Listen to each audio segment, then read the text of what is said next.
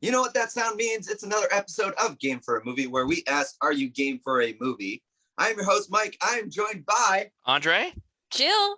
Yeah. Yes. Did it, Good job. friends. Good job. Also, that sound means it's a new year. It is a new year, yes. And I was going to say, it's not just Game for a Movie today. We are Game for a Movie, TV show, video game, because we are doing the best media of 2021. Everything that we've taken in, we've riddled it down to lists, not necessarily in order. We're going to go as we go. We're going to loosey-goosey this, as Andre said. Yeah. I like to keep it loose, Okay. Loose man, Andre. But first, to help us get a little more loose, what are we drinking? Jill, you are doing the non-alcoholic route, so we're going to go to you first. We had a fun New Year's Eve, so Collectively our group drinks 7 bottles of champagne. So we got through it. Yeah. I was determined to get rid of the stash of champagne that was in our fridge. That's fantastic. It was that, or we play a game of Will It Saber, and Andre kept saying no. I'm not going to savor any cocktail or any bottles inside. No champagne. No, I don't want to. I am drinking. It's a little behind the season now, but Harney Incense White Christmas. This is a white tea with almond flavors in it, and it's quite good. Almond flavored tea sounds pretty awesome. I'm not gonna lie. It has a lot of things that I like. It's a good smelling tea too. Nice. Andre, what are you drinking over there? So I'm drinking Dogfish Head 90-minute Imperial IPA. 90 minutes. Yeah. So we were visiting some relatives and they live within driving distance of Dogfish Head in Delaware. So I took the opportunity to go pick up some beers that I don't normally see. Like Dogfish is everywhere, but like they usually it's like the 60-minute and like a handful of other ones. We took the opportunity to grab a 6-pack of a 90-minute IPA, which I don't usually see in our liquor store shelves. So it's a good one. So it's more reliable, and I'm enjoying it. Yeah, we just passed the season of 120-minute IPA. Yeah, and that one has some good memories for me. Yeah, that stuff is potent. Yeah, it is. I am drinking Discount Nachos, a double dry hopped IPA from Hoof Hearted Brewing. Hoof Hearted Brewing is in Ohio. Oh. Claire was just recently in Ohio. She brought me a bunch of stuff back. She also brought me Rheingeist, but I don't have big tall boys of Rheingeist. That's why I don't have any on me right now. This Hoof Hearted is a tall boy, and it's nachos in a little quarter dispenser. Look at that! Logo. Oh, yeah. I love the can. Andre, you know what you should have brought? Well, we gave it to a person, but you should have done the pickle beer. I can't. Oh God, we had a fine. All right, let's rattle off our beers of 2021. I would say that the pickle beer. What is it from? Oh my God, I need to properly credit Looking it up again. Yes, pickle beer. We happened upon a pickle sour. It literally tasted like pickle brine. Yeah. See, it was so. Dogfish had a pickle beer apparently at one point. Oh, geez. In my advent calendar with the beer, they had a cucumber sour. That sounds nice, though. That sounds better than the pickle sour. No, that cucumber, was really good. Crisp and refreshing. Like I love pickles. Don't get me wrong, but I don't want to drink a beer out of it. Right. I don't. Beer, Ohio. We have a video we can share. It's I'll share to Mike. Maybe Mike will share it to the world. Oh, it's Urban Artifacts pickle. Urban beer. Artifacts Christmas pickle, Xmas pickle. It was not very Christmassy themed, and it was what it was on the label, it's what it's sold. He's downright speechless from this experience. Yeah, right. I'm gobsmacked by how bizarre it is. But I'm gonna share the video with Team Mike in our chat so you can enjoy it. And then I'll if I can find a way, I'll share it with the world so you can see the pickle beer. Pickle beer. That was the thing that happened. Probably wouldn't make our top lists of the year of 2021, but we will go over what did. Now, we said media, which can be anything in this category. Technically, music counts too, but we're not really a music podcast. But if anybody has music, go ahead. You can do that too. We said movies, TV shows, video games. That's the clarification. I don't know about you. I didn't make this clarification. I picked things that exclusively came out in 2021. Okay. So see, that I'm already does going to not need cheat. to be for everybody. I'm already going to cheat, and it's stuff that I consumed in 2021. It's all very recent, though. That's fair, because like season 2 of Ted Lasso was excellent. I left it off the list since it came out earlier. You know what I mean? Yes. Oh wow, you're right. It did come out early. Yeah. So that's what I'm saying is, for me anyway, I'll make that clarification. For you guys, I never said that. So it does not matter. Whenever you watched, as long as you watched it in 2021 or consumed it in 2021. Okay. I can do that. I've got one thing in particular that's coming to mind that definitely did not come out in 2021, but I played it in 2021.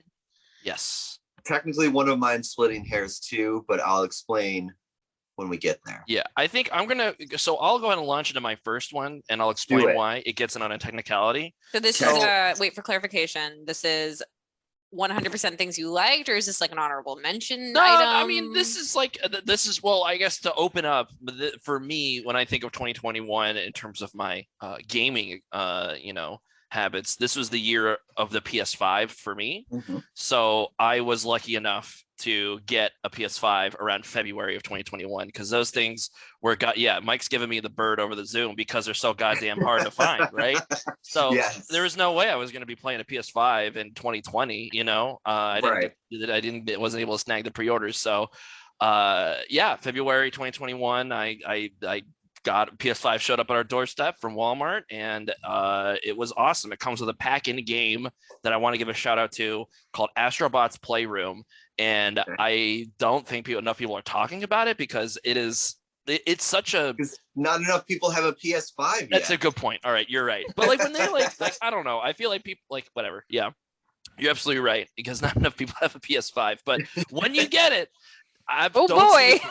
when you get your hands on one of those, I'm ready for Astrobots. Well, so it's such a it's well, right, yeah, like what the heck is an Astrobot? So it's just a small like little 4-hour long platformer that just is a total love letter to the PlayStation like brand, and that sounds lame as hell, but it's I find myself being super nostalgic for these old games that I didn't know I had this nostalgia for. It really tapped into something that I only kind of feel for Nintendo properties. And it was kind of when I realized like, wow, like PlayStation's been a part of my life since the PS2 back in the early 2000s. And so that's been a huge part of my childhood. So basically it's just like little mini platformer levels, but the whole conceit is that you're this little robot guy and you're like exploring different parts of the PlayStation 5 itself. So you'll go to the fans, you'll go to the GPU. Cool. Yeah. And then like, you'll see other little robots like doing poses from famous PlayStation games. And then you'll find, they call them artifacts, and it's just, peripherals that Sony's had put out for the PlayStation. Like you'll find the PS2 iToy, or like the PlayStation Move controllers, or like an old PS1 memory card or something. And it's just something so fun about just, collecting these little trophies and having them in this little virtual room where you can have this little mini museum of PlayStation gadgets. It's that's cool. Yeah. I like it. It's cute. Hopefully you guys can get a PS5 soon. I don't know. Hopefully. Chip shortage is still hitting rough. So you took me on the nostalgia trip, so I will jump into one of my honorable mentions. I needed to give an honorable mention to this because I've been playing it a lot lately. Mario Party Superstars. Oh yes. Yeah, that's on my. I just wrote down some video game ones, and that's on one of mine. Yeah, that's on my list just for pure nostalgia factor. The old boards, the old games, like everything about it has brought me back. And like I had the N64, Mario Party 2. This is definitely right up my alley. So it's been a lot of fun to play these. So it is on my honorable mention list. It wasn't good enough to make the top 10 list because I do have a full top 10 list. I agree with that. It's great. I would not call it. Well, it's telling that I completely forgot to put it on my list. We have it too. And I was like, oh shit. Yeah. Mario Party came out. Oh man. They did the right thing in that they finally realized they just needed to put out the old maps. Yeah, exactly right. And the games are still fun. And I mean, Jill and I have played a couple of rounds, but we definitely need to play more of it. Mario Party 2 is my favorite as well. So an honorable mention in video game land that I'll throw out is in the same vein, the Mario Golf that came out this year. Oh yeah, Mario Golf Super Rush. Super Rush. Super Rush. We've never actually played the Super Rush. Well, right. I know. I feel bad. We like the golf, the actual golf games. I feel like we're super boring. We're not gonna play the dumb Super Rush mode. We're gonna play boring ass golf. Damn it. And this is why it's an honorable mention, because we technically haven't played the full game, but me and Andre get a lot of amusement playing 9 or even full 18 rounds of golf, especially now that they have fixed some of our biggest gripes, which was mainly that the AI was drunk the whole time. Now you can toggle difficulty from the AI, which makes such a big difference. And they've added in a bunch of courses since the game dropped for free, which is fantastic. And when we were over in Ohio for Thanksgiving, we played a game of golf, and his uncle, who's a big golf guy but not really big in the video games, was very into it. Nice. He was riveted. So it's really fun for the whole family. So it's actually on my top 10 list. It is number 7 on my list. Wow, so, nice. Mario Golf Super Rush on my list because it's been fun. It's been a great time. I wish you guys would play the story because the story is actually a lot of fun. Andre's played some of the story, I think. I have, yeah. I got through like 3 of the courses, I think, whatever. Like I got to like the 4th level or whatever, the 4th new home, and I don't know, I tapped out, but maybe I'll go back to it. I don't know. It's a very short story. Like you're not far from the end. It's Am like I not? 2 or 3 more courses left. Gotcha. So it's really, it's not like a long story or anything like that. You can play through it in pretty much like 2-3 days. It's never meant to be that long. But definitely the multiplayer is the crux of it and been a lot of fun. So yeah. So you did an honorable. Andre did an actual item. You did an honorable mention. Do you want to break into your top 10? I can break into my top 10. So I'll break into my top 10 with number 10. Number 10, Shang-Chi and the Legend of the Ten Rings. We've talked about it on the show before. A lot of people have listened to that episode, so I won't dive into it because we have talked about it. Love the villain. Love this intro story. This is one of my favorite solo heroes that we've had in a while. And especially with a year that had Black Widow, which was very disappointing, and Eternals, which was disappointing, which we may get into later. This was a very bright spot for Marvel. Of course, we're big Marvel fans here. So that is my number 10 on my list. I feel I need to rewatch it because I enjoyed it greatly, but I was also pretty blitzed when I saw it, not gonna lie. And I think I said as much when we talked about it on the show, right? But it was I had a great time because that was kind of we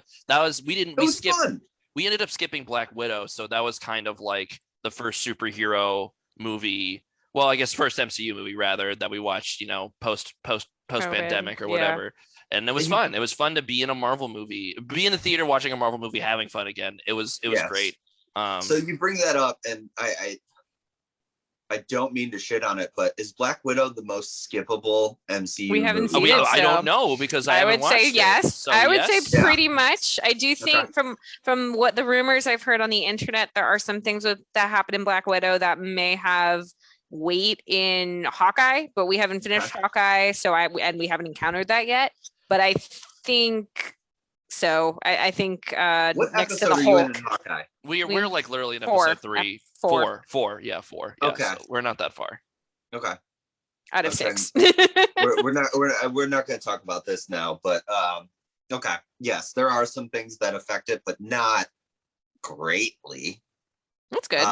Yeah, there's that it sounds like it is skippable. Yeah. Yeah, right. Yeah. Yeah, sure. Jill, you have not touched an actual item on your list. No, I have not. Yeah. So I did an honorable mention. I'll do something that for my top 10 that actually came out in 2021. This will be the only music item that I'll at least talk about, but I have to do it. It's going to be Taylor Swift's re-release of her album Red that came out right at the end of the year. now I can't even remember if it was November or December. Time is a flat circle, as they say. But it was great to have it out. My Peloton instructors really embraced it because now there are all these Taylor Swift rides, and it's great. And as someone who's kind of late to the Taylor Swift game, rediscovering her or discovering her older work has been really exciting because you kind of get to see her trajectory into where she is now. And then hearing her re-record these albums from an older standpoint, because she is older, it adds new weight to a lot of songs Nice. that, she was singing about when she wrote them when she was like 16, 17, and now she's singing them as a 31-year-old. And, some stuff still sounds like, what would come out of a 16-year-old's mind, but then others, the fact that she is older just makes it feel so much stronger. So that's my number 10 for best thing of 2021. You just reminded me I turn 31 next month. Yeah. Happy early birthday. Hello, darkness, my old friend. No, Blast What's My Age Again. That's what Yeah, matters. right, there you go. Yeah, that's what I need to do. Blast What's My Age Again. What's the point going? Oh my gosh. Andre, do you have an actual one, or do you have an honorable mention you thought of? Well, I want to do an honorable mention only because I want to talk about this. We didn't get to talk about it in another episode, and that is Zack Snyder's The Justice League. That's an honorable mention for me. Yeah, no, right. Like I wouldn't put it in like, oh man, this was this is one of the seminal things I experienced in 2021. But a touchstone film. Yeah, right. I wouldn't call it a touchstone for me, but it does seem like a few people see it that way. It's interesting seeing all of the widespread of reactions to this movie, right? Snyder fans on Twitter. Yeah. Oh my god. At the top of it, I'm very glad this exists. I'm happy I saw it, and hey, maybe I'll even watch it again someday, right? Yeah. I would definitely watch it again. Without a question, I would. It was probably the most enjoyable Zack Snyder DC film I've watched so far. I like it better than Man of Steel. Definitely like it way better than Batman v Superman. So seeing Batman his vision, super dude. Yeah, it's not good. Seeing his vision, but like the thing is that this Justice League, I feel like retroactively makes Batman v Superman a little better, because at least now that you can call it a trilogy, right? You can call Man of Steel, Batman v Superman, and Zack Snyder's Justice League a cohesive trilogy at this point, right? There's some cohesion there that wasn't there before, in my opinion. It's still goddamn 4.5 hours long, or just 4 hours, whatever. It's like almost 4, I think. It feels like 7. And I'm really glad that they broke it up into chapters. Yes. I think that's the smartest thing going for it. You can rewatch this and not have to take 4 hours. Yes, and that's how we watched it, right? I think we watched it in 3 sittings. We watched right, it in Joe? two. Yeah, we watched it in 2 as well. Yeah. And I mean, like, it's still like, it's still Zack Snyder. If you don't like his direction, you're gonna hate this movie, because it is peak Zack Snyder in all the pros and cons that entails. But hey, it made me like Ben Affleck's Batman a little bit more, which is saying something. It made me like Henry Cavill's take on Superman a little bit more, which is also saying something. It made me remember why I liked Wonder Woman after Wonder Woman 1984 destroyed my that. God. That's from 2020. I almost wish that movie came out 2 weeks later so we could shit on it more. It was so bad, dude. Holy moly. Yeah. It's the bottom of my DC list. Yeah. I was talking about it with my sister. It's just like, it's almost poetic how opposite direction it went from the first one. Yeah. Going back to the Snyder cut, like I said, it's on my honorable mention.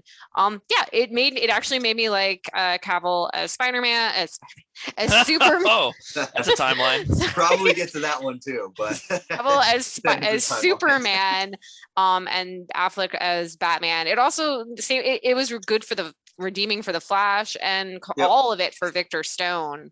I feel very bad for that actor and how he's been treated. Ray Fisher. Yes. Ray Fisher. But like I would happily sit down and watch that one more time. But the biggest caveat here is I still don't think that it would have saved the DC franchise if that movie had come out anyway. Now people want the Snyder timeline, and I don't think DC is going to do it. But better than the Joss Whedon version by far. by far. And that's what I was going to say is that I'm glad this exists in the fact that it's just better than the Whedon version by far. And it's not in my honorable mention. It's not in my top 10, but it is definitely, I would say, in my top 20 of the year, probably, if I were to go that far. Just because it is so much better and it is something that I would watch again. And if you're in the top 20 of any year, that's not a bad year for you, you know, or like a bad look for you. So I don't have it in my honorable mention because I stopped at 6 because I could have probably kept going forever. Hell, And last night, me. yeah, last night in Soho didn't even make my honorable mention. I thought that movie was beautiful. So still haven't seen it. Besides the end, but that's a different story for a different time. We've talked about that. I'm trying to not talk about things that we've actually talked about already because we don't need to talk about it anymore. Just this is why it's on my list. Here's the reasoning. Boom, done. Yeah. Okay. Do you want me to get a few off my list? Yes. Yeah, go for it. Go please. for it. I'm crossing out things as we talk about them so I don't retread. So number 9 is a 2-parter, but it just works together. And I think this is also why it fell to number 9. I think if it was just part 1, it probably would have slipped higher. But part 1 and part 2 of Batman the Long Halloween, the animated movie, I thought it was excellent. I thought part 2 was not as good as part 1, but it was still excellent. So that's why I say it fell to 9. I think if it was just part 1, it probably would have gone 4 or 5 on my list. Okay. But I'm finally so glad to see The Long Halloween has been animated and made into a movie. Yeah. I'm sticking on the animation. Number 8 for me was The Mitchells versus the Machines. I finally saw it and it's so good. It is such a delightful movie. Like, it is just such a delight. I absolutely loved it. Everything about it was great. It actually, I did like 5 lists before I actually sat down and looked at movies and completely forgot I saw it this year. And once I saw it, I was like, no, this needs to make it on the list. Yeah. And I have one more animated thing before I turn it to somebody else. I'm just getting off my list, like checking things off the list. Yeah. Obviously, 7 I said was already Mario Golf Super Rush. Number 6 on my list, Invincible, the TV series. Yes, we have that as well. Yeah, it's on our list. Another comic book series that I read that I absolutely love to see on the screen. I remember I was like, kind of like, what is, like, because they were showing out, or they literally were just advertising it on Twitter or whatever, and you literally said on the side, like, no, like, be excited for this. This is going to be really good. And literally, okay, so you may hear me getting out of my chair. We found my old book collection. Oh, hell yeah. I have old compendium. The ultimate collection. Ultimate collection, yeah. So this is volume 2. I have volume 1 somewhere as well. This was just right on top, so it was easy for me to grab. I have like 1, 2, 3, and 4. Wow. And so how far did this season go in terms of those books? I want to know. So I think there's 8 total of the ultimate collections. Yep. So if it was like this big, it's probably like that big. Oh my gosh. Okay. Yeah. It covered probably 3-4 comic book lines, and there was like 64, 65 storylines. Wow. Or 64 like comics, you know? Yeah.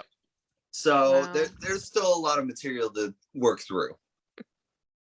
I would probably say it's going to be like 3 or 4 seasons at least. Okay, that's exciting. That's really exciting. So yeah. Yeah, I mean, this show is just so solid. Like, I don't know, the voice acting it just alone is great. I mean, J.K. Simmons. Not enough good things can be said about that man. He is just great as Omni-Man. Yes. And I don't know. I feel like I can't really talk about spoilers because I don't. Well, I think it got a lot of buzz, and I know that they got renewed for season. I feel like people are. I think it got the attention it rightly deserved. There's memes out there now of the end. Yes, that's true. Although I will say the memes spoiled the ending a little bit, right? Like, you know, but yeah, they were so good. Think, Mark. Yeah, think, Mark. Think. Yeah, exactly. Yeah. Yeah. Oh, that was a fun watch. A really fun watch. Yeah. I'm excited to see more. That's why I wanted to include it on this. I felt like I just did a ton of animated. and it wasn't my intention that they would all be at the bottom of my top 10. Well, usually It just we're the happened that way. animator, we're the animated Yeah, right. nerds over here, right? So Yeah. I'm glad you're you know, you got some animation representation on there. Exactly. No, and I love animated stuff. It's not like I don't. So it's amazing to me that I have 3 things on my top 10 list of 2021 that are animated. I mean, my top either number 1 or number 2 item is an animated thing. Just revealing that right now, and I don't even have an order for my list. Yeah, I don't have. Yeah, right. But I have a very clear favorite that I'll save to the end so I can gush about it. But yeah. I think Jill knows what it is, but yeah. I mean, I think you and I are aligned on what it is. Yeah, okay. I think you're also going to be able to guess what my number 1 is, but I'm not going to reveal that until later. So okay, all right. Wow, I love it. We're keeping you in suspense over here. You know, you got Speaking of keeping in suspense, now actually seems like a great time. Let's take a quick commercial break and come back with more of Andre and Jill's lists. Just because we need to get these breaks in as well. There you go. And we're back. Hell yeah. So we kept you in suspense long enough. Jill, you were just about to say, what do you got? Yeah. So I'll come back around to some animated things that I have on my not organized list at all. But my number 9 and 8, I'm gonna kind of cheat and put them together and kind of slightly count them apart. Is the MCU TV series, specifically WandaVision and Loki, with a nice little honorable mention to. Oh man, you're really gonna do Falcon? Oh, you're gonna do Falcon the Winter Soldier like that? You're gonna put Falcon the Winter Soldier below What If? No, I'm not. Wow. I mean, What If gets an honorable mention because I Falcon stuck and with Winter Soldier get nothing. Yeah, no, nothing. You lose. You lose. Falcon and the Winter Soldier is fine. Whoa. I don't want to say great. It's good. I enjoyed it. Suffers. This is turning into a completely different conversation. Falcon and the Winter suffers the biggest problem of they wasted the very first episode and it's already a short series. So why did you do that? And then once you hit episode 3, which is where Zemo shows up, that's when it starts its upward climb. And it's great. Until you remember that there's all these other side characters that need to be pulled in, and the main villain, the extremist girl, that was kind of an eye roll. So it's like parts of it were good, lots of parts of it were not so good. Hats off to Captain America, John Walker. I was about to say John Walker. I hate him, but I love him. So good. More with Wyatt. Wyatt Russell. Russell, right? Wyatt Russell. More with him. Yeah. So I absolutely love Wyatt Russell, and he's great in that role. But it's funny to me that I actually think Falcon and Winter Soldier had the best ending episode of all of them. Yes, I would agree. Right. It ended really strongly, but it started weak. But it's the worst of the series. Yeah. Besides, I don't know. I didn't really like What If. So I grew on it. I stuck with it, and I liked how it ultimately ended, which is why it's getting the honorable mention. But WandaVision and Loki to me are the peak MCU series of the year. Hawkeye I'm leaving off primarily just because we have not finished it, so it's not fair for me to really rank it. But WandaVision and Loki just very high up there. I like them for very different reasons. I can't really decide which one I like more. Most of the time it is WandaVision because I like those characters a lot and seeing them do different things. In going through the different eras of TV is so cool, but the ending is a bit of a wet fart. Loki, on the other hand, really loved the setup, the characters, the atmosphere, the mystery, what season 2 might possibly be. But at the same time, it's been like 11, 12 years of Loki. So it's like, this is really cool. I want to see more characters interact with Loki who I haven't seen before, or I want to see what's next. And please bring back Owen Wilson. Yes, please. I will die if Owen Wilson does not come back. But those are my 9 and 8 and 9, duking it out up there. Okay. Thank you, Marvel, for those TV series. Yeah, it was a lot of fun. Honestly, watching all those TV series throughout the year, like I expected that I would have been I feel like I got MCU'd out when What If came out, Yeah. right? Because we watched it and it didn't hit those first two episodes for me. So I, stopped, Jill watched the rest of it. I stopped after Cha-Cha and I was like, okay, like this is supposed to be the good one. And I was like, okay, like I think I'm good. Yeah, right. But it's been fun to kind of have these little sides. They're not even side stories. Loki, I most certainly isn't a side story at this point. But it's been fun watching it in a new format. Well, that's why I'm interested in hearing your opinion after you finished Hawkeye. Yeah, because Hawkeye definitely feels like a side story, but in a good way. Sure, like it's lower stakes. Well, to that point, right? Like, so Falcon and Winter Soldier, and so those first three shows, Falcon, Winter Soldier, Loki, and WandaVision, those felt like appointment. They called, I think they phrased it as like appointment TV viewing, where it's like you had to tune in this week, or else you're gonna get spoiled on social media. Oh my gosh, what's gonna happen? And I never ran into that with Hawkeye, which is why we're only halfway through it. But not in a bad way, right? Like we're enjoying it. It's just that, Loki especially, I think, and this is why it's kind of the favorite is Loki, that like what is going to happen. Came out immediately. Yeah. Like exactly. I knew about Gator Loki before I actually saw the episode. It was just kind of fun being part of that discourse in real time. Something that all of this makes me think about and food for thought is whenever it comes time to do another Marvel rewatch, what does that include? Because up to Endgame, it's obviously just the movies. But when you get to the next big team up movie, be it Avengers 2.0, whatever they're going to call it, what do you do to prepare for that? Do you watch all the movies and all the TV shows, or do you just start with where Endgame left off and just the TV shows and the movies, or does it depend on who you know is in the movie? I think it's very MCU, interesting now. I think the MCU is reaching a point where I think you just kind of are going to have to interact with the parts that interest you. You can choose. And you can choose. Like, yes, you can be the Uber fan and follow everything, but like, I think it's no longer, with the rate that they're putting out content. It's just I'm not going to say it's unsustainable, but it's more like I don't think they're designing it in such a way where you have to watch everything to understand, you have to be caught up on everything I don't think there'll ever be like an Endgame kind of movie where you need to have watched all the other MCU films before it to get the full experience out of it. I don't think that's going to happen. I'm going to close out this list with this little note because this is the only opportunity I'm going to have to bring it up. I finally got to watch Lovecraft Country this past week and a half, and hats off to Jonathan Majors. Very excited to have him now in the MCU as, spoiler alert, as Commander Kang.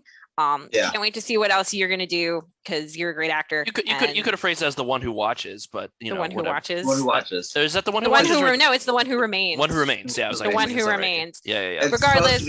King the Conqueror. Yeah, Kang. Yes. Or what were you calling him? Captain Kang? Captain Kang, I said last time. Yeah, I was like, whoops. But regardless, he's great to have him in Marvel MCU land. Looking forward to seeing what else he brings in. Yeah. All right, it's been too long since we talked about video games, so I want to talk about a video game I gotta give a shout out to, and this is probably one of my top 5 things this year, and it's a PS5 game. It's Returnal. Mike, are you familiar? I know Jill had to Jill had to live with me while I was obsessed with this game. Have you heard anything about this, Mike? I have not, no. Okay, so Returnal, it's a PS5 exclusive, so once you get one, get this for sure. It is a rogue-like shooter made by the guys who made, oh my gosh, they're called Housemarque Studios. They made Resogun. They're really good at making arcadey-like games. They really have that feeling of all the games they've made so far are pretty relatively simple, high score shooting games. Okay. And so they have that kind of feel down, that kind of visceral, like, I just want to get, they have that kind of game feel down. And they applied it brilliantly to this roguelike sci-fi horror shooter that is brutally difficult. The whole premise is that you're an astronaut, Celine, in a sci-fi future, and you crash land. You follow a signal to this remote planet called Atropos, and you crash land on it, and you're all alone. Your ship is gone, and basically all you have is your pistol. And every time you die, you immediately wake back up in the middle of this, barren wasteland alien world, and you have to start the loop again. And you kind of will pick up, you'll see you'll see corpses of Celine on other dead runs, and you pick up logs of her, and she'll you kind of like experience her mind kind of slowly unraveling due to the time loop. And it's totally my aesthetic. It's kind of like a sci-fi meets Lovecraft, all the aliens are really weird and nasty looking, and you got these awesome sci-fi weapons that feel really good to shoot. It feels really good to move around that game. It is brutally difficult though. You will die and you'll lose like hours of progress at times. Oh, great. It's just soul crushing, but it's part of the experience. I don't know. It's so good.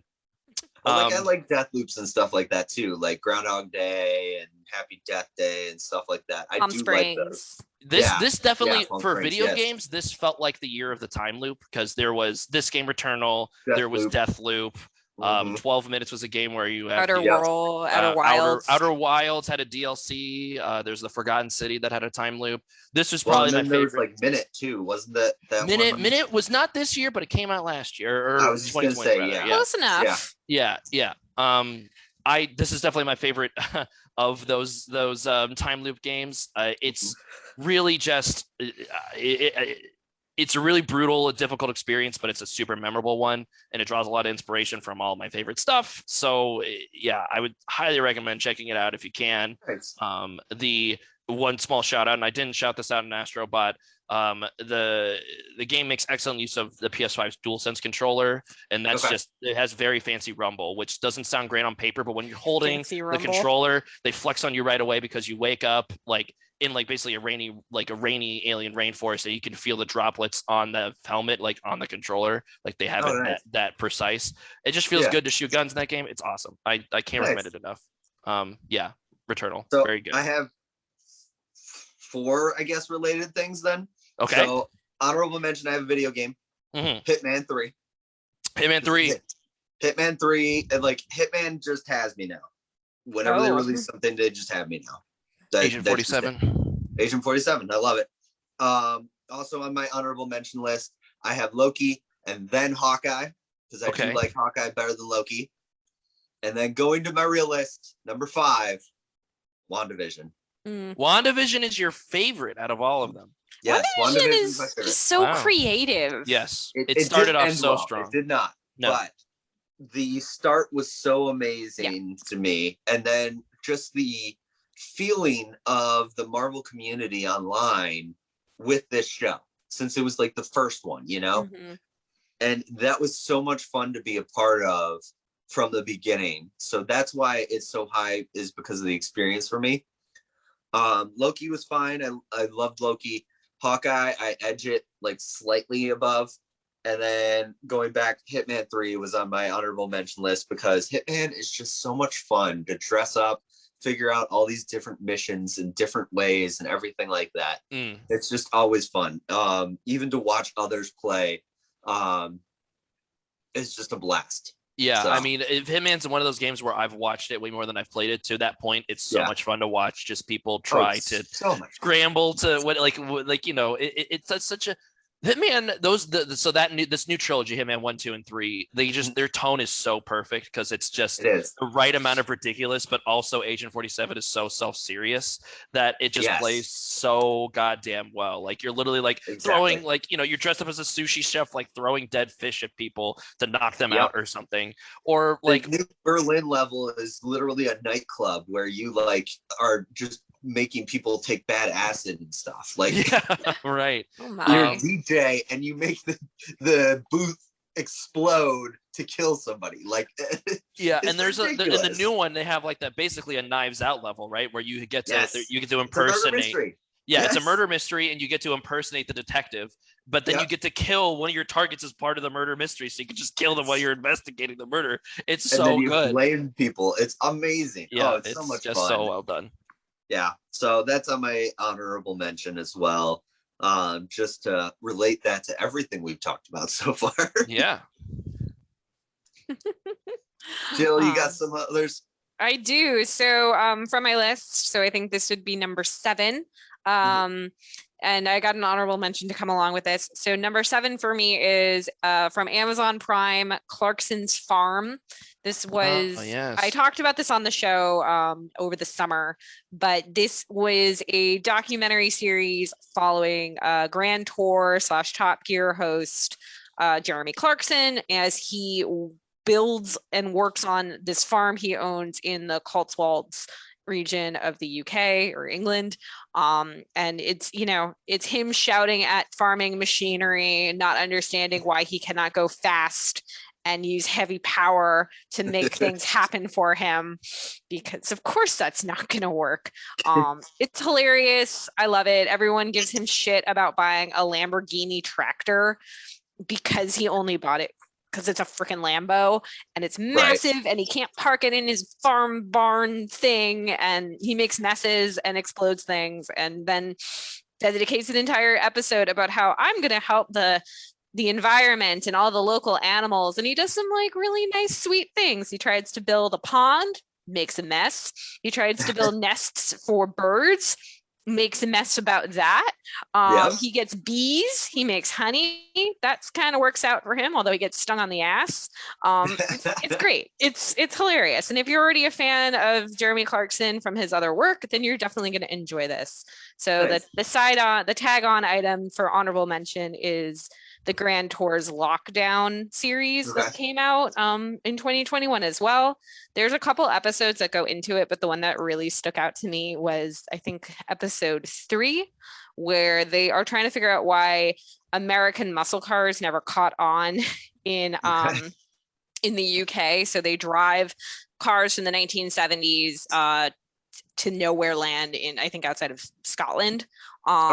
And at one point, one segment, they shit on the Pontiac Aztec because the challenge is to figure out what is the worst American car ever made. And so they have a couple of cars, all American. They also have some Russian cars. And the way to determine the worst car is the car that dies the first car to die. And the first car that dies as they're bashing it into each other is the Aztec. And I grew up with an Aztec. My dad loved his. I loved it. I would have inherited that car.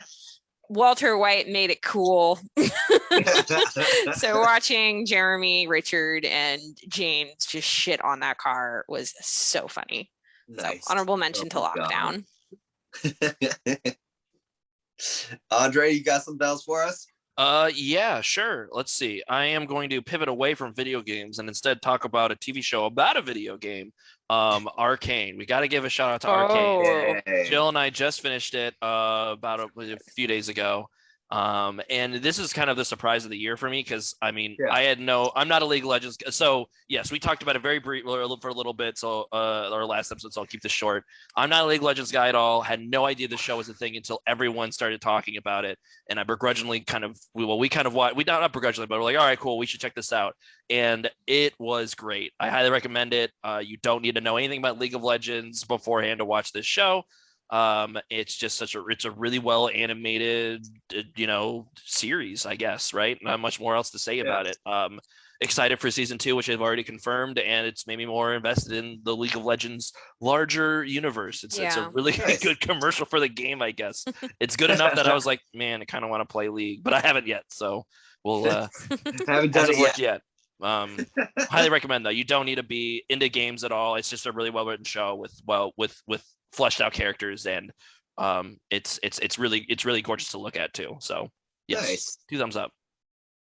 Yeah, I'm surprised you mentioned that so soon. It's really good. That's all I'll say right now. All right, I have 2 honorable mentions, and I'll share my number 4, and then the top 3 after that is. How are we already at top 3 for you? Yeah, wow, you're like burning through it. I know. Now, I'm at sitting at number 6, and. Yeah, well I'm knocking out the stuff that's up. Because literally what I'm doing is just like revealing 3 at a time. So catch up if you want to. Okay. Buckle up then. I will. I'm ready. Let's go. Come on. Well, you first. Oh, okay, fine. All right. So the 2 honorable mentions I have that are remaining One is Mortal Kombat, because I'm so happy that Mortal Kombat is back, and I love this one. I thought it was very, very good. It was better than the original, which I still have a soft spot for the original. And Annihilate. Yes. Yeah, I know. It's probably on your worst lists. I don't care. It's not on my worst list. It's definitely not on my worst list. Okay, all right. The other one I have on my honorable mention, it did not crack the top 10, but it is a return to form for a series that I'm glad is there. The Suicide Squad. We haven't seen this one yet. Oh, yeah. I haven't seen any of them. It was one of the first movies we went back to the theaters for. Even though it was on HBO Max the same day, we decided that I decided it. Claire went with me. Basically said, you know what? I'm just gonna go to the theaters because this is one I want to see in theaters. So the Suicide Squad, much better than Suicide Squad. That's James not confusing Gunn. at all. Yeah, right, exactly. James Gunn, of course. All the characters are excellent, including the new ones.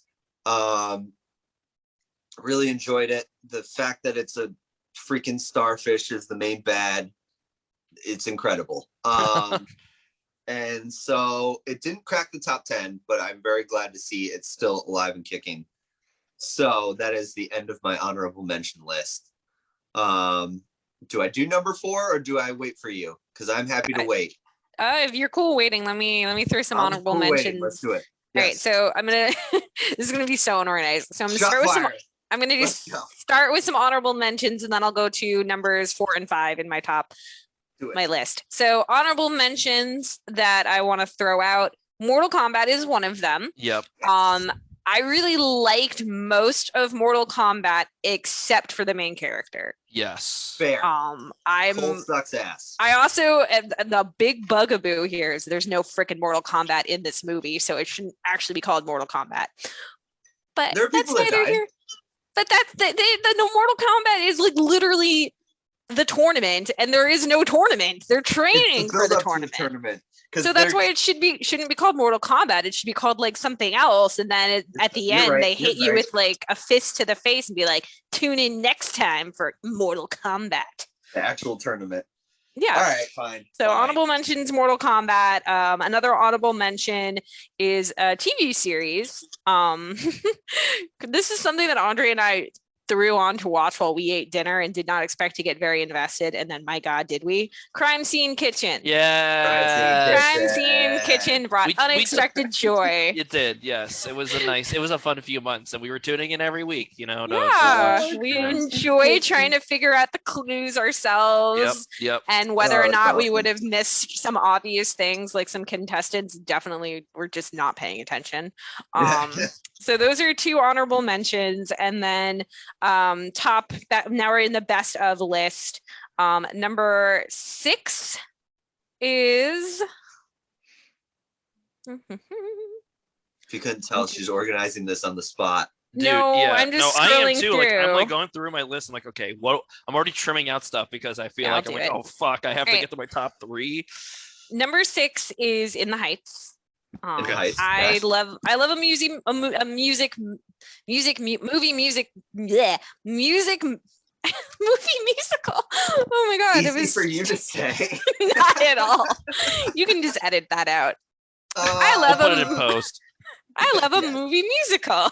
There it is. There it is. Yeah. Based off of Lin-Manuel Miranda's first Tony Award-winning musical. In the Heights was vibrant, well acted, well choreographed. I watched it at home. I did not go to the theaters to see this. But if you want a film that kind of just is summer on the screen, In the Heights is that. I really had a great time watching it. I've listened to the soundtrack from both the show and the movie multiple times. I've done a Peloton ride to the music. So that was... I didn't realize this was sponsored by Peloton. I love my Peloton. It's Dude, our lives are sponsored by Peloton at this point. I love Peloton. Yeah, hands over to the Peloton. When I'm on the Peloton, I go into this like fugue state where I'm just like thinking about other things. It's wonderful. But that's my number 6. And then number 5 is a book. We're getting one piece of literature on here.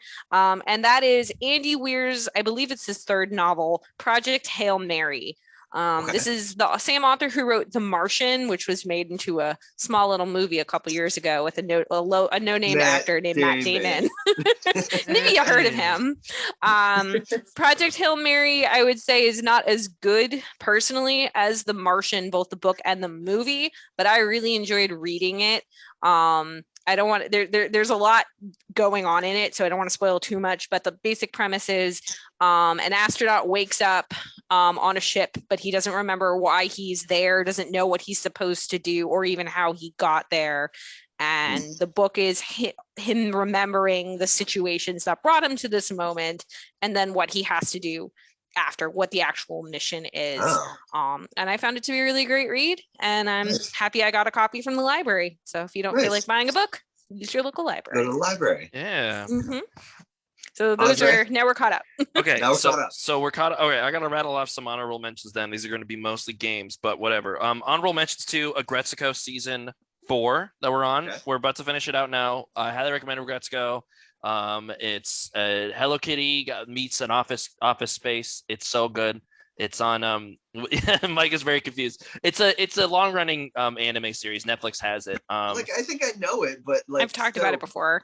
It's Hello Kitty plus Office Space. That's an interesting combination. Hello Kitty herself is not in it. Retsuko, a red panda. Yeah. Okay, it's done by the studio who makes Hello Kitty, right? So it's in that. It's very much in that vein. All talking animals, but it's it's an adult office comedy instead of whatever the heck Hello Kitty is. I actually don't watch Hello Kitty, so little girl that wears a kitty outfit. Yes, Shin Megami Tensei 5. We talked about it, I think, a couple weeks ago, but did we? That's been great. Let's see. Ratchet and Clank Rift Apart was a fantastic game. Also, highly recommend whenever you get your PS5 to just check that out. It's basically like a playable Pixar movie at this point. It's insane. I was giving shit to Peloton, but really we're sponsored by PS5. We're sponsored by Sony PlayStation. Peloton and PS and Sony. Well, notice I'm talking about all these to get through it when really the Sony would definitely not pay me to talk about one of my top 4 things. And then Death's Door is an indie game. It's kind of like a Zelda Dark Souls kind of game. You play as a cute little raven that has a little sword and a bow, and your whole it's isometric. It's a fun little Zelda game with really fun characters and really great music. Highly recommend. Just a fun little experience. Okay, we got to talk about Dune, guys. Have you seen Dune? Did you watch Dune, Mike? Nope. Oh. Damn. Oh. Well, we can't be friends anymore. Well, right. Well, now I kind of just like, well, what do I say? He just took the wind out of his sails. I know. So I mean, it tells you how excited I was for this movie. I'm a Denny Villeneuve. Tells you how little I was excited about this movie. Yeah. So I haven't read the books. I have not read a single page of the Dune series, but I am a Denny Villeneuve stan. Okay. Blade Runner 2049 is one of my favorite movies ever, and I mean, this guy just doesn't miss. Honestly, he hasn't put out a movie that I don't like. Yeah. And so when he's adapted, what's that? Go ahead and spoil it. I'm not gonna. Well, there's not. Honestly, there's not much to spoil. Well, right. So I say one of the weaker parts of this movie is the narrative itself, which sounds damning, but like if I just gave you a Wikipedia summary of the things that happens in this movie. This is on your top list? What's that? This is on your top list? Yeah, this is on my top list. Yeah. Yet you're damning the story? Well, no, the story's not bad. It's just Danny didn't write the story. Well, and then also like if I just gave, what I'm saying is that if I gave you a Wikipedia summary of the things that happens in the plot of this movie, this specific movie, because it is just the first half of the book, you'd be like, okay, sure, whatever. But it is an audio visual experience, my guy. Like, we went to go see this in IMAX. It was awesome. I would actually say what more important part is the audio. If you ever watch this movie, I would say put on headphones or watch it with a good sound system or something, because the sound is just like Denny has. So he just knows how to give the viewer a sense of scale for all of these crazy giant ass sci-fi ships, these battles, the giant sandworm. Oh my God.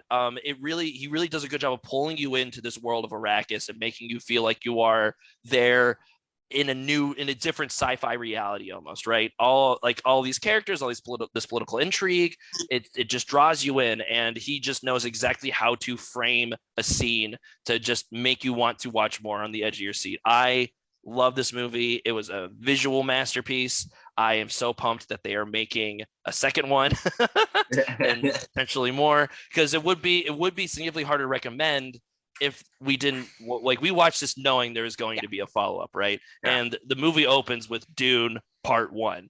Right. If they didn't get a Part 2, that would significantly put a damper on things, because this movie ends right as the story is kind of ramping up, right? Okay.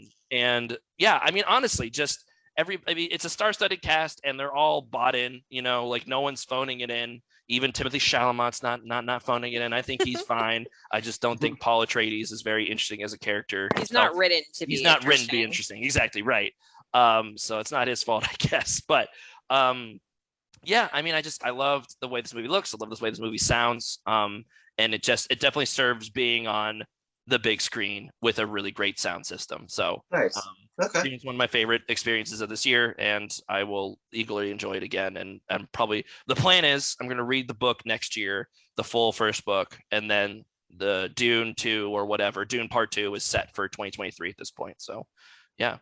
You're better than me. I planned on reading a book a month this year. Guess how many books I got done this year? 1? Damn, 9? Do you want some book recommendations? 2021 was the year I rediscovered reading. I just don't read. Well, I don't know how to read either, man. You just gotta find the thing that, try Project Hail Mary. It was very good. All right. I'm gonna do 4 and 3. Okay. 4 and 3 on my list. Top 10. Summer of Soul, number 4. Which was, I didn't get to see that. I wanted to. It's on Hulu. It's so recommend it. It's the Harlem Culture Festival. It is the unaired footage that was basically hidden away forever. Questlove got his hands on it. He directed it. Majority of it's just a concert of just music that you can just groove to. Sure. The rest is social commentary on the time. And one of the lines that still sticks with me today that I hope you guys will watch it and enjoy. They asked people at this festival, because it was right around the time of the moon landing, how do you feel about the moon landing? And the one guy goes, why do I care about rich people going to space? We've got problems here. Ooh. And it still resonates today, especially with Elon Musk flying Michael Strahan to space for no reason other than he can say he went to space and blah, blah, blah. It's such a good line. Such a good movie. Highly recommend. And number 3, we didn't really get the chance to talk about it because you guys still haven't seen it, I don't think, but it's a TV show. Squid Game. Yes. Yeah, we have not seen it. Yes. Yeah. Squid Game is so good. It is my caveat for this list. I said that I had a caveat for it. Technically speaking, it came out in 2020, but it didn't come to the States until 2021. Okay, got it. Right. I mean, there's no way of the America at large experienced this show in 2021, right? Exactly. It became a phenomenon in America in 2021, so I think it counts. Highly recommend it. It is outstanding. I'm surprised you guys still have avoided spoilers because I feel like it's everywhere now. But Squid Game is excellent. Highly recommend. If you haven't seen it yet, watch it with subtitles. Do not watch it dubbed. It annoyed me dubbed, and I didn't realize I had it first originally dubbed, but I went back to subtitles. Highly recommend it. You just need to read it. It's a thin little line. That's it. So, yeah, that's my soapbox for that. Yeah. Cool. All right. I will do my 4 and 3. Yeah, definitely 4 and 3, but some more honorable mentions. Hooray. So some honorable mentions that I have things I enjoyed. Muppets Haunted Mansion. I talked about this on a Halloween podcast that we did. So fun. And Will Arnett is so great to see, even though he cannot sing. I'm sorry, Will. Don't become a singer. He just got a role in a movie replacing Armie Hammer. He did? Oh, wait, I thought that was somebody else. Oh, yes. No, that's Will Arnett. No. Yeah. Yes, good for you, Will. Replacing Armie Hammer in a Taika Waititi film. Oh, even better. Because Army Hammer is a cannibal. Yeah, Next Goal Wins. That's the movie. Next Goal Wins. That's it. Yeah. Yep. Well, this actually is a really nice segue into another honorable mention, which is actually for another podcast Yes. with Will Arnett. It's Smartless. Yeah. Will Arnett, Sean Hayes, and Jason Bateman. Just three friends talking to other celebrity friends of theirs or gushing over their own, superstar crushes, which include Ken Burns. If you have not heard of this podcast, it's fantastic. There are quite a few commercials, but you can just skip right through them. Don't say that. You're not allowed to say that. Don't say that. I did. We have commercials. Don't do it. What the fuck? Get us money. Heartless just has so many of them. There's like they're 5 minutes. loaded up. They're loaded up. Hey, but man. it's a really great honest, listen. This one might be loaded up too. Yeah, right. I was about to say, like, you can't. We shouldn't be complaining about podcasts, lots of commercials. Well, I did it anyway. Okay. And then the final honorable mention is Luca. Yes, Luca. So gorgeous Pixar film. Loved the story. Loved the characters. I want to live in this fictional slice of Italy that they have created. Also, a really great example if you just want like summer in a film. Luca's got it for you. Yep. As for my number 4 and 5, 4 and 3. Number 4 is a documentary that recently came onto HBO Max. It's Street Gang: How We Got to Sesame Street, which is actually based on a book I read a couple years ago. And if the name doesn't check that out, yeah, the name doesn't give it away. It is about the creation of Sesame Street in 1969 and how it's continued on with its legacy and what it did, which was so innovative at the time, and what it continues to do. Everybody knows I love puppets, so of course I had to catch this. And then number 3 is, I guess, slightly cheating because we haven't finished it, but it's Peter Jackson's Get Back 3-part documentary on the Beatles. When they came together to record the album that would become Let It Be, and then later they will record what will become Abbey Road.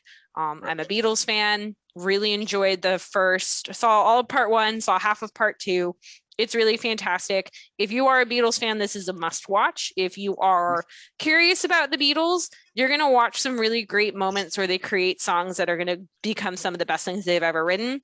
There is some parts where it's like they're just kind of fiddle-faddling around and having fun, but it really turns what we thought we knew about this period in the Beatles era around on its head. There was a documentary called Let It Be, that really it twisted what the narrative actually is. So this kind of sets a straighter story. And Yoko didn't deserve all that hate. Who knew? Who knew? It wasn't. It wasn't just Yoko. Nope. Damn you, Yoko, but All not right. really.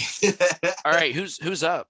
You. It would be you, unless Okay, you got all right, nothing. cool. What do you All got? right, so this is a shout out. This is not an honorable mention. This is probably actually one of my top 5, maybe even top 3.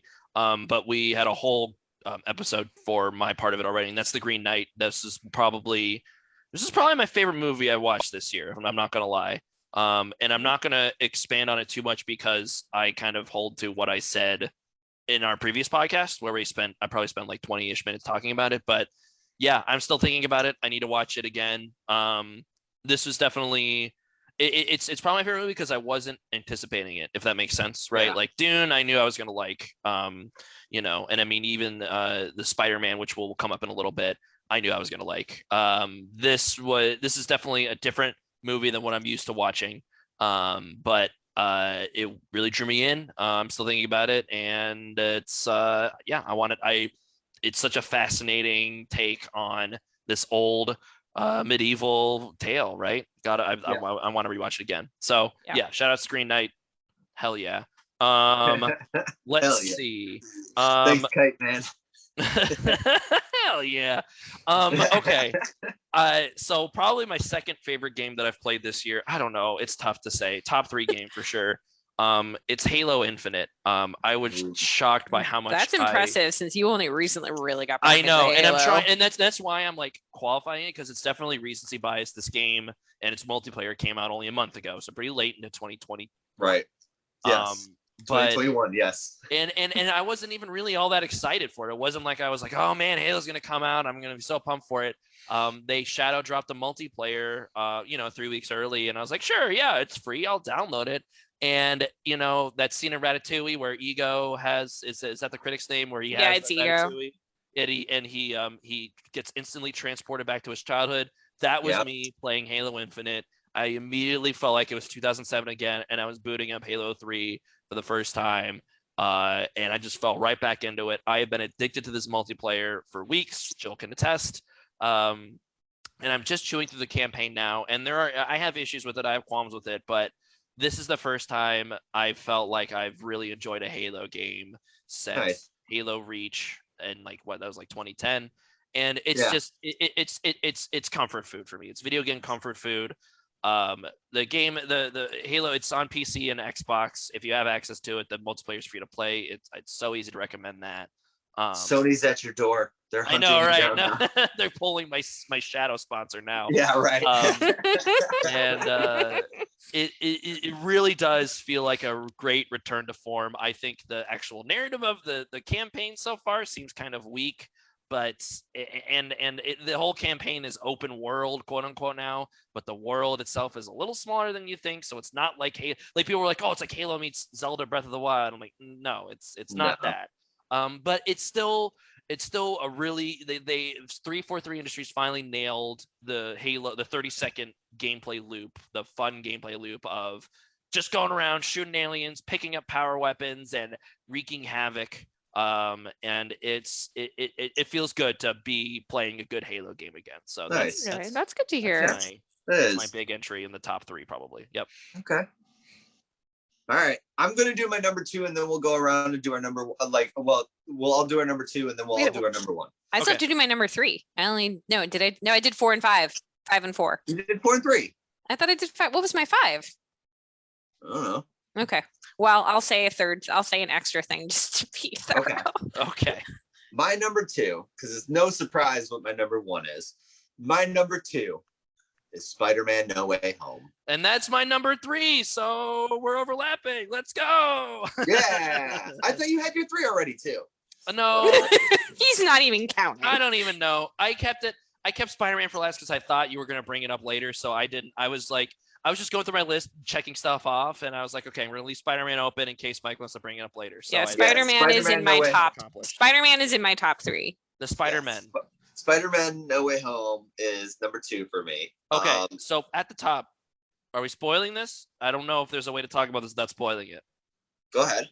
No. I mean, like I want to. I think that's an okay to go ahead to spoil it. We're gonna spoil. Yes. I'm just warning. Dive right in, baby. Dive right in. Everybody. We're gonna warn everybody. I mean, at this point, it's best of the year list. They're spoilers, y'all. Yeah. Okay. Yeah, I know, exactly. but I just you knew what you were getting into when you clicked this. Okay, fine. All right. You pretty much knew what you were getting into when you saw this movie because you knew what was a possibility. Yes. Yeah. Right. The very obvious. If you have any imagination, you probably know what happened. Yes. Getting the band back together again.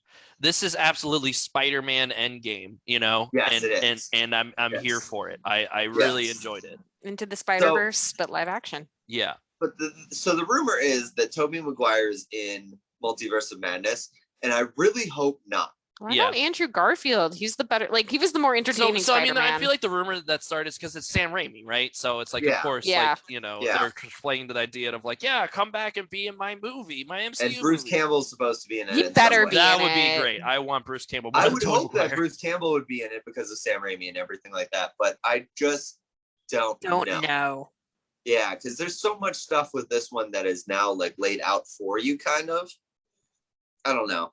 There's a lot that has to be covered in this movie, and to try to get a Bruce Campbell cameo, I mean, you could do it, you could pull it off, but it's a lot. All right, so we're talking about Multiverse of Madness. Let's talk about Spider-Man No Way Home. Yeah. I'm glad to see the Spider-Man back together. Yeah. Andrew Garfield, Tobey Maguire, all of them. This felt like kind of the Garfield redemption arc. It definitely was the Garfield redemption movie. Not that I've seen Amazing Spider-Man 1 and 2. Boy, but we're planning on watching. What's that? I don't think he needs redemption. I think the movies need redemption, but Andrew Garfield doesn't need redemption. So right. He needs a hug. That's what that man right. needs. Yeah. He needs to be told it's not his fault. It's okay. You Yeah. know? Because clearly no one's telling him that. Yeah. I loved Andrew Garfield. I thought he was great as Spider-Man, even though the movies sucked. Okay. My umbrage with the first one, and I don't think he played it poorly. I just think it was the way it was written, is that his Peter Parker is too cool for school for me in the first one. I think it's closer. I think once we see him in Amazing Spider-Man 2, where he's the more seasoned Peter Parker, that makes a little more sense. But in the first movie, I didn't like his Peter Parker as much. You know, fair. But, you know, and he was cool. Badly acted. You know. No, well, exactly. That's what I'm saying. Is it's the writing. So yes. Again, I think Andrew Garfield did fine. Yeah. The villains were great. The fact that Alfred Molina even said that he just did this for a paycheck, he still was one of my favorite parts of this whole thing. Yeah. I need to address something on the podcast. What? Episode 2 of the podcast. We're going way back. All right, I wasn't even around. This is pre-Jill. Wow. I said, Andre, do you even remember life before me? I was about to say, wow, I was single and ready to mingle back then, huh? Wow. Anyways, so this is pre-Jill. I said after seeing Aquaman that Willem Dafoe needed to stop acting. Whoa! Oh no! Wow, that must also have been before you saw Lighthouse too. Yes, right. That was before Lighthouse came out too. Yeah. Yes, because in Aquaman he was just hokey and over the top and annoying. I take it all back. Forgive me, Willem. Well, forgive me, Willem Dafoe. He fucking nailed it, man. And it's clear that he's having such a blast playing that role again. Oh my God, he was so happy to play that role. So I take it back, Willem Dafoe. I still think you were not great in Aquaman, but I don't think you need to retire from acting anymore. That's good. So. Yeah. No, this movie, it's hard to I don't know if I could call it a capital GM good movie or whatever, but my smile, I was smiling the whole time watching this movie. It was such a fun experience. And wait, you smiled when Aunt May died, you monster. Yes, What's wrong with you? I was cackling. Will finally. I was cackling. Versa May die. But yeah, it was just such a fun watch, and a love letter to all I went and saw this in theaters.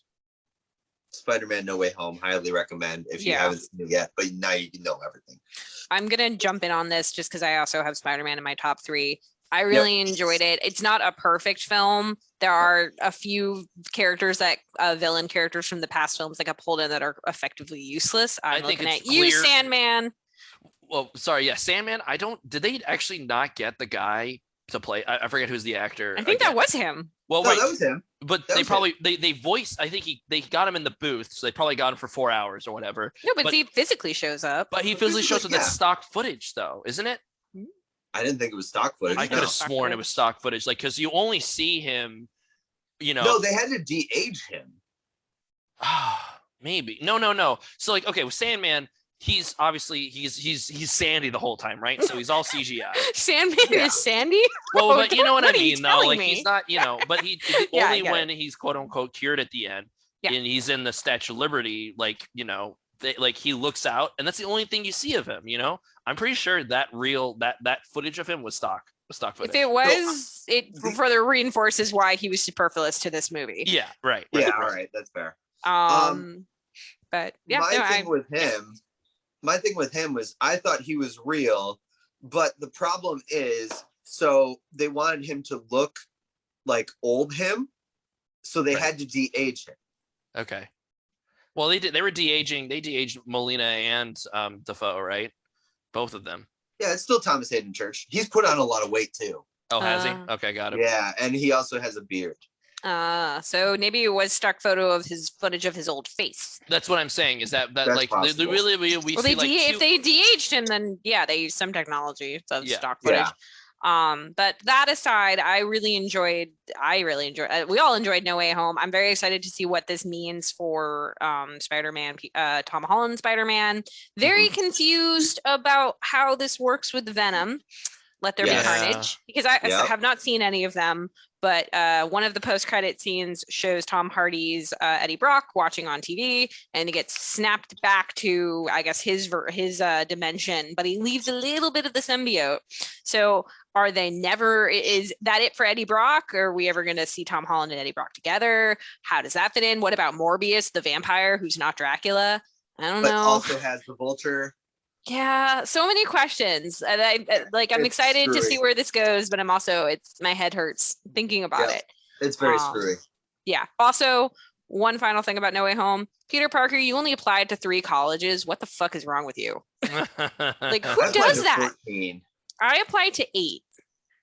Like, I was a theater major, and they told me to apply to 10 to 12 to maybe get 1 or 2, because I also had to audition for the program. So I applied to 14. but that's like a very in your case, that's a very specific program. We don't, for Peter Parker, like, I feel like he was just like, I know I want to go to MIT because that's where my friends want to go to, and then let's throw in 2 other possibly Ivy Leagues. I don't remember if we saw the names, but you don't apply for 3 schools. Come on. But it's so weird now because, like, in the comics and the video game, he went to Empire State just because it was like it was a fake college in New York. Yeah, it was a fake college. It's basically NYU, but they don't have to pay them to have it in there, right? Exactly. Yeah. So it just Make throws a me fake off SUNY now that he goes to or CUNY. MIT, yeah. Yeah. Whatever. Spider-Man, 2 thumbs up. What's your number 2? Then, if you didn't do number 3, you said it was in your top 3. It's in my What's top your number 3. 2? So my number 2 is going to be Arcane. Okay. Nice. Wow. It was mentioned. All right. It was mentioned by Andre already. I loved Arcane. I loved the way it looked. I loved the way it sounded. I liked the plot was really good. They subverted a lot of plot I was wondering why you weren't chiming possibilities. in. I was like, wow, I wanted to Joseph's be a leaving little it. quiet. Yeah, no, I love it. Yeah, Please. Oh, that makes sense. It was great. And then I'll give an honorable mention to a video game that definitely did not come out in 2021 or possibly in the 2020s at all. But I played it in 2021 and I freaking loved it, and that is Xenoblade Chronicles. Oh, nice. Yeah. I think it came out in 2009 originally, but it did. And then the remaster, which you played, came out in 2020. There we go. Close enough. Yeah. My roommate played that in college. I remember that. So good. I have a poster now that is of Guar Plains, which is not my favorite place in Xenoblade, but you know what? It's what they had, man. It's what they had, man. And it was, if you like Japanese RPGs and you haven't checked this one out, it's great. It's fully voice acted by a British cast. Future Doctor Who companion, not Jenna Coleman. No, it is Jenna Coleman. She's in it. I was like, I don't want to get her. Well, it was so. Like, I knew Jenna Coleman. No, it's Jenna Coleman. I didn't want to get her confused with another British. Right, and then like lady. it's a small change, but the reason it's an all British cast is because so this is a Nintendo property. It's like they call it second party. Nintendo owns like distributing rights to the studio, and so Nintendo of America, when the game first came out, they didn't pick it up. Right, they thought this isn't going to do well enough in America. We're not going to bother localizing it. But Nintendo of Europe picked it up instead. So all the voice actors they brought in were ones they had in house, which were all British. So it's just it's a cool RPG because you hear voices in this anime game that you don't usually hear because they don't go by the old standbys. Not that the old standbys are bad. I like hearing those voices too, but it gives Xenoblade Chronicles 1 a very unique flavor on the dub. And it's a great game. Yeah. Like Jill said, like it takes a game of high quality for somebody to stick with it for, I don't know, you probably played it close to 90-ish hours, Jill. I can tell you right now, I have my Switch in front of me. Yeah. I didn't want to say Olivia Coleman because sometimes that's what it. Yeah. Okay. Flip the names. Yeah. I no, definitely. Right about Jenna Coleman. Yeah. I think I sunk over 120 hours into it. So. Yeah, it's a long game, but it's high quality. 120 hours well spent though. Yes. I really enjoyed it. So that's my number 2. Arcane is my official number 2. So if we want to wrap it around back to Andre, what's your number 1? Wait, Mike, did you go? No, Andre number 2. My number 2 was my number 2/3 was Halo and Spider-Man. I'm not gonna lie, right? Okay, so I'm down to one final thing, right? Okay. Do you want to start us, or do you want I fire it off? I mean, I have one final good thing, and then I've got a list of not honorable mentions. Mine's very anticlimactic for my number 1. Okay, so my number. It sounds like I'm going to do my number 1. Do I do my number 1? Do it. Sure. Okay.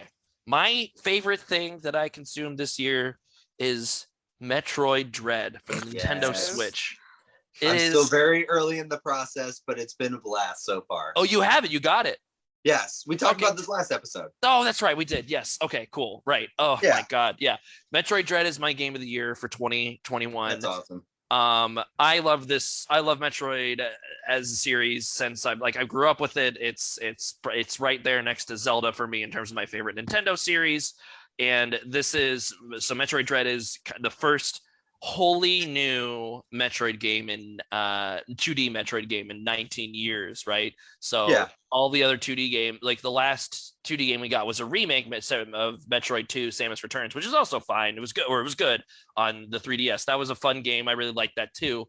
This is maybe the same studio, and it feels like just what they really want. Like it feels unshackled by the constraints of the 3DS. It's everything Samus Returns was, but just 100% better. Samus as a character is super fun to inhabit. She totally lets you live out the power fantasy of exploring this alien world, finding cool upgrades, facing super tough bosses, using those upgrades in creative and unique ways that make you feel like this ultimate badass. It feels great to play. The story itself is whatever, it's fine there, whatever. But like the cutscenes are fun. You get to see Samus totally kick ass.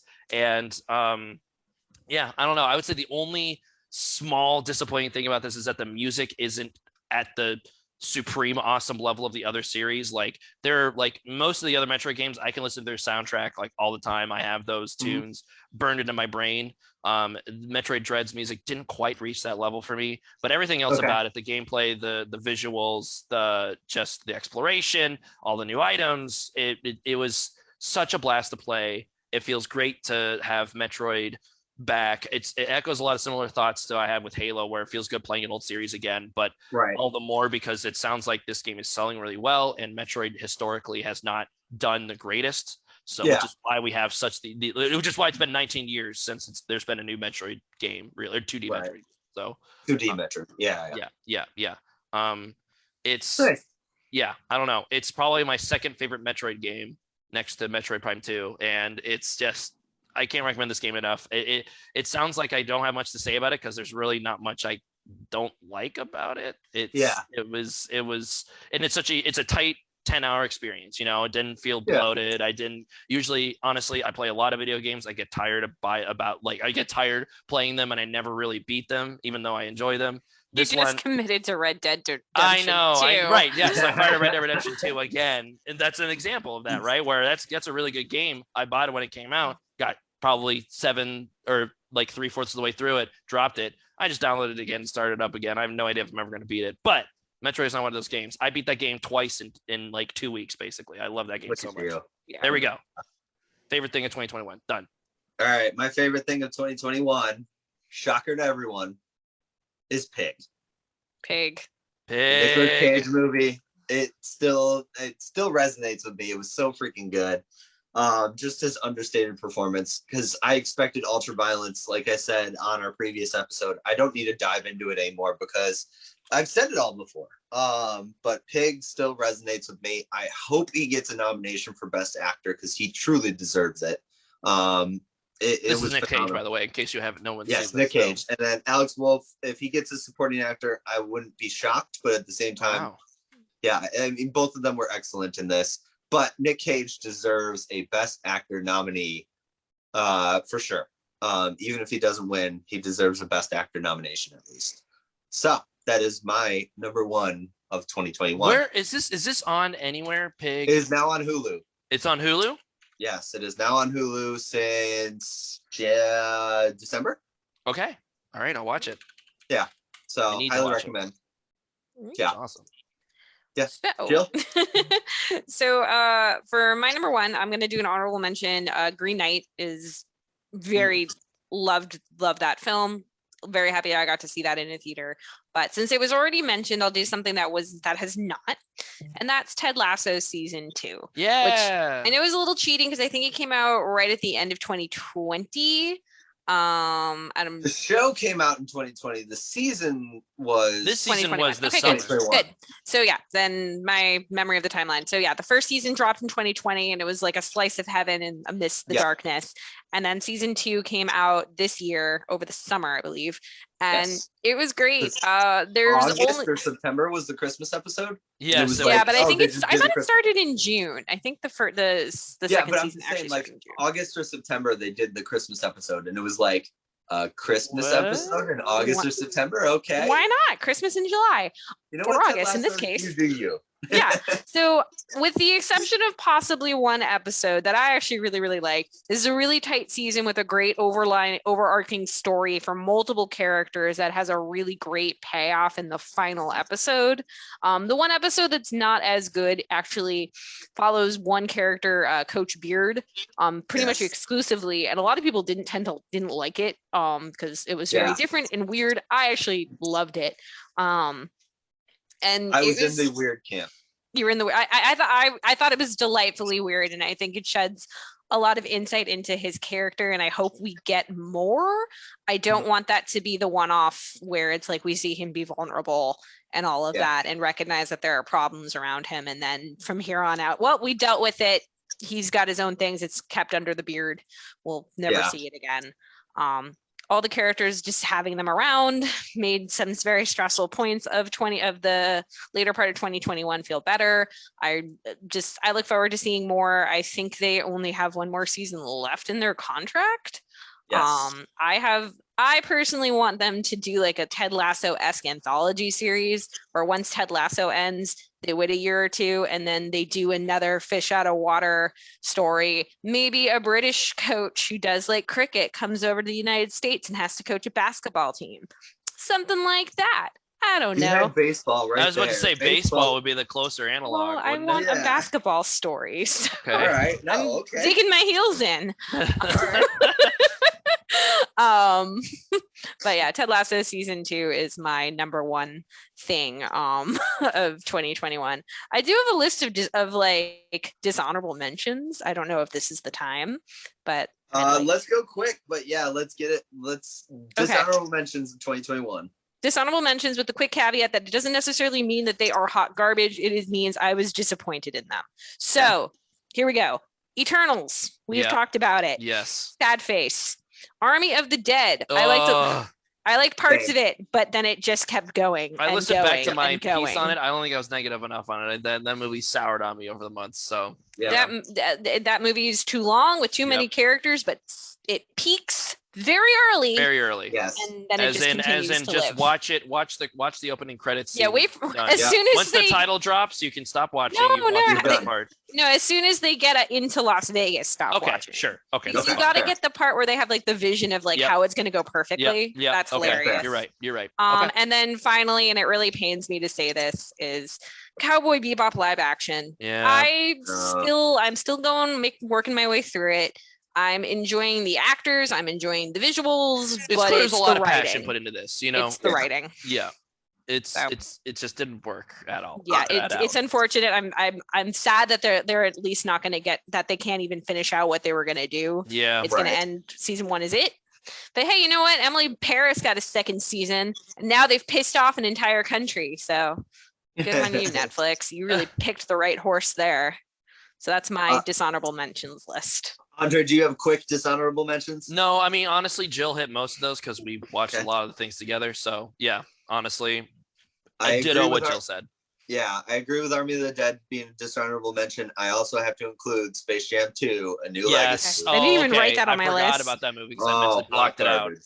Hot garbage. Hey man, Yeah. I mean, Yeah. if there's anybody on this planet that would have liked Space Jam 2, it probably would have been me. I'm a big Yeah. LeBron guy. I'm I really did not happy like I this didn't movie. get you any Space Jam 2 themed stuff for Christmas. It was not good. And I mean, you know, Mitchell and I talked about this. The worst thing that movie did was it literally like the whole main conflict revolves around LeBron being a bad dad, which Yep. makes no sense. Like it's Yep. counter to his public image at least, right? So yikes. Well, that'll do it for this episode of the best and a little bit of the worst of 2021 for media. I have been your host, Mike. I have been joined by Andre. And Jill.